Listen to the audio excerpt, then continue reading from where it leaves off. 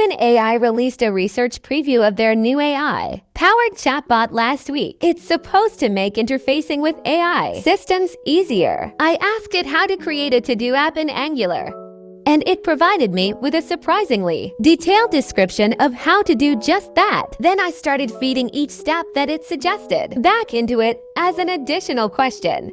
For example, it told me to create a new component for the to-do app called To-Do List. This will be the main container for your to-do items. And so I would ask it, how do I create a new component for a to-do app in Angular called To-Do List that will be the main container for the to-do items? Each time it gave me detailed instructions on exactly how to write the code.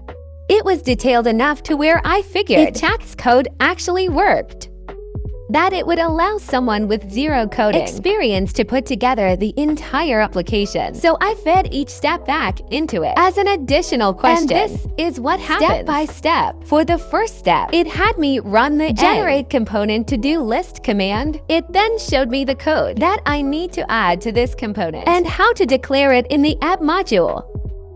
Now this wasn't actually required. The CLI does this automatically anyway, but it is still useful to know. It then told me to modify the root component template to look like this. Then that resulted in the application that we see on the right-hand side of the screen now. Just as simple. To-do app title with a component that says to-do list works. The next step one needed to ask was about creating a form with a button to add new to-do items. So first it told me to make the to-do template look like this. So this is close, but it's actually where it made its first mistake. It never told me to include the forms module, which I need to import to make use of ngModel. And it also did not provide a name attribute for this input, which would also cause an error. And the other mistake it made here was in the class.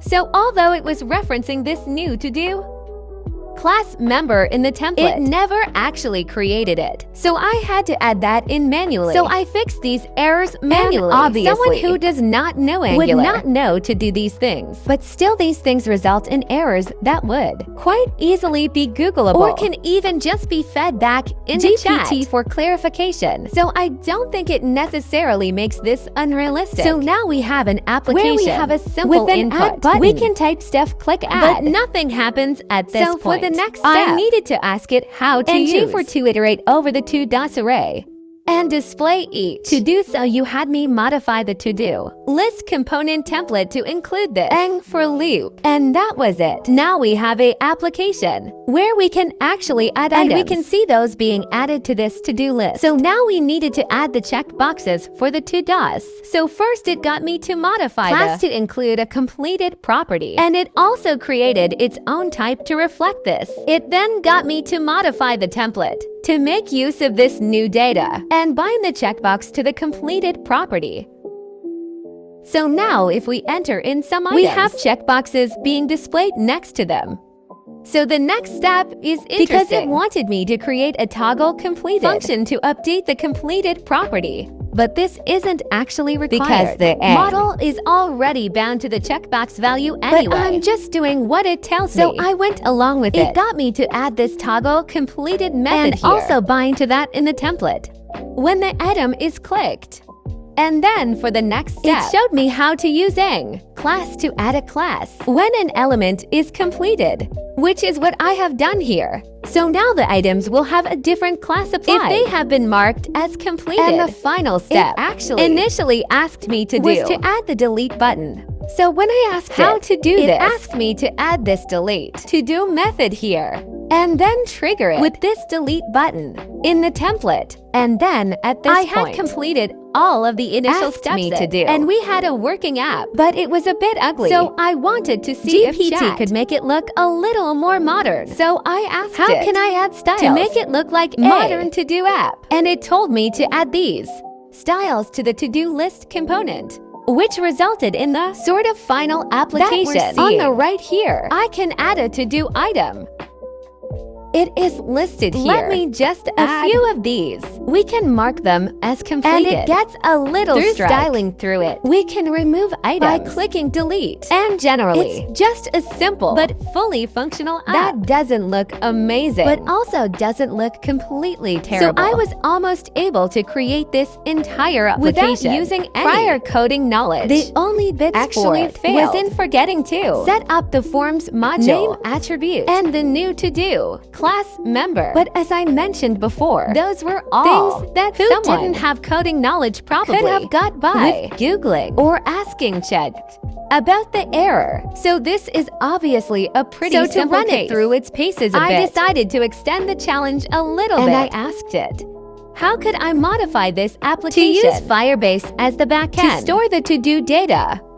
And this where is it started a falling, part of it, at least in terms of being usable by someone with no coding knowledge. So I think surprisingly it did well. But it asked me to use the Angular Fire to package, which is 3 years out of date. I asked it how to use the Angular Fire package instead, which I think still fine because the Angular Fire to package warned me to use this package. So it didn't necessarily require prior knowledge. But when installing Angular Fire, it never mentioned using the AD schematic, which would configure Firebase in the application automatically. And it was still trying to use the Angular Fire appis and also importing them from the wrong place. So even with me intervening and fixing up these mistakes, the code it supplied still did not work. And I figured at this point we were pretty well being able to easily get this working with no coding knowledge. So I think ChatGPT is different to GitHub CoPilot. Wise CoPilot can do similar things. In general, it relies on the developer sort of steering the ship, and then GitHub CoPilot can offer suggestions. With ChatGPT, it feels more like it is steering the ship for you, and you are this potentially unnecessary middle step that is just doing what it serves. And to be honest, I don't really know what to make of this.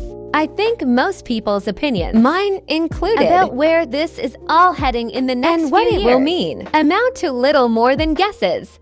But it seems so far we have underestimated what AI systems would be capable of. I certainly have been surprised by both Chat and GitHub Copilot, not to mention image generating like eyes, stable diffusion, and mid-journey. So acknowledging it is mostly worthless here is my gut feeling. Take away from this little experiment, what I saw felt like what someone with little or no coding knowledge could achieve with Google searches. Running a bunch of queries and piecing together code from Stack Overflow and elsewhere. It's like that, only maybe 100 times quicker, better, more efficient, and importantly, Chat maintains the context of what code it has already written for as you require it. And that's something that you're not get when you're searching across 50 different Stack Overflow threads. Where I feel Chat would have trouble replacing software developers in the near future is in dealing with and architecting large or complex systems that need to be maintained over time and require careful planning and forward thinking.